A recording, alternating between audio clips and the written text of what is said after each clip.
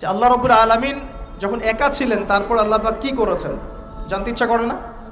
আচ্ছা, আজকে আমরা হিস্ট্রিটা বলছি, শুনুন। আল্লাহ পাক একা ছিলেন, তারপর আল্লাহ সৃষ্টি করেছেন আরশে আজিম। আল্লাহ পাক সৃষ্টি করেছেন কি? আরশে আজিম। আরশ কি জিনিস?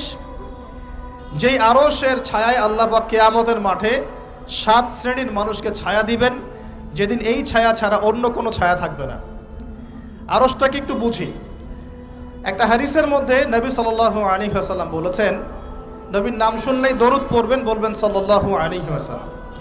নবীজি বলছেন, দেখো এই পৃথিবী থেকে প্রথম মহাবিশ্বের দূরত্ব হচ্ছে 500 বছরের পথ। কত বছর? 500 বছর। এভাবে দ্বিতীয় মহাকাশ থেকে তৃতীয় মহাকাশ দূরত্ব 500 বছরের পথ।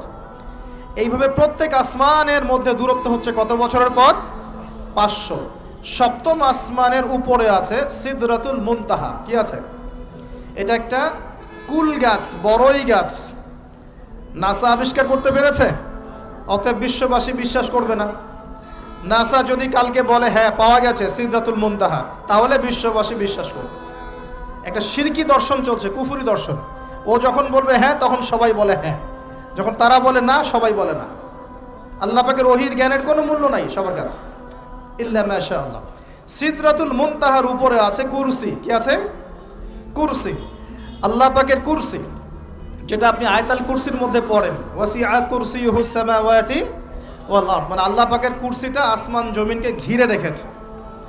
আর বলে রাখি যে প্রত্যেক ফরজ নামাজের পর যে আয়াতুল কুরসি পড়ে, জান্নাতে যাওয়ার জন্য তার একটাই বাধা, মৃত্যু। মৌত হয়ে গেলে জান্নাতে চলে যাবে ইনশাআল্লাহ।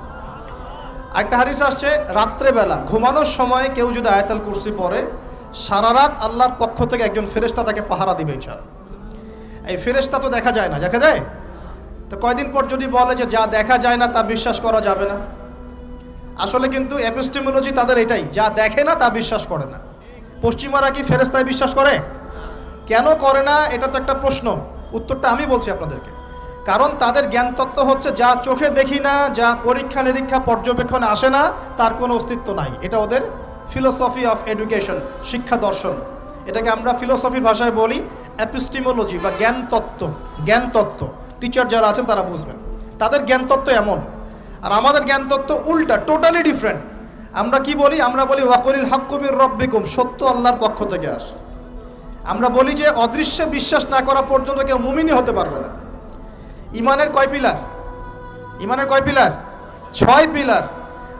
আমানতু বিল্লাহি, আল্লাহর প্রতি বিশ্বাস করলাম, ওয়া মালাইকাতিহি, তার ফেরেশতাগণের প্রতি, ওয়া কুতুবিহি, আল্লাহ পাকের আসমানি কিতাব সমূহের প্রতি, ওয়া রুসুলিহি, আল্লাহ পাকের